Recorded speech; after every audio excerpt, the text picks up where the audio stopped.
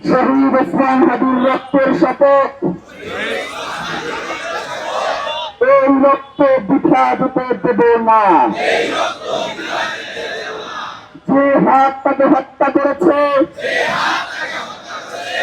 যে শক্তি এই হত্যার ষড়যন্ত্রের পিছনে রয়েছে, যে আধিপত্য এই দেশকে দাস বানাতে চায়, তার বিরুদ্ধে আমরা শেষ নিঃশ্বাস পর্যন্ত লড়ে যাব। এই বাংলার জমিনে যে আধিপত্যবাদ থেকে বসেছে, তার সামনে উৎপাদন করব। ভয়, লোভ আর আপোষের রাজনীতি আমরা দৃঢ়ভাবে প্রত্যাখ্যান করছি।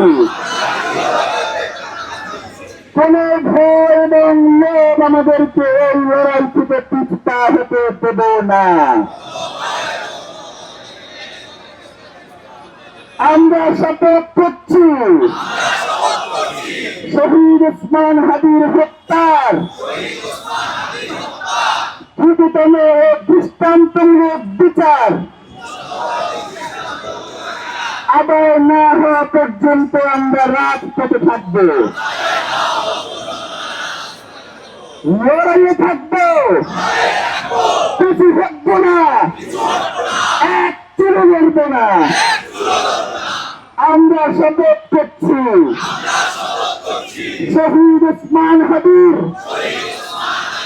স্বপ্নের ইনসাফ ভিত্তিক সর্বভৌম মর্যাদাশীল একটি নতুন বাংলাদেশ করব, যেখানে শাসক জনগণের কাছে জবাবদিহি করবে, বিচার নিশ্চিত করবে, গুম খুন হত্যা বন্ধ করবে। এই শপথের ব্যত্যয় ঘটানোর চেয়ে মৃত্যু আমাদের কাছে সহজ হোক। শাহাদাতের তামান্না নিয়ে আমরা বেঁচে থাকতে চাই, কারণ রক্তের উপরে দাঁড়িয়ে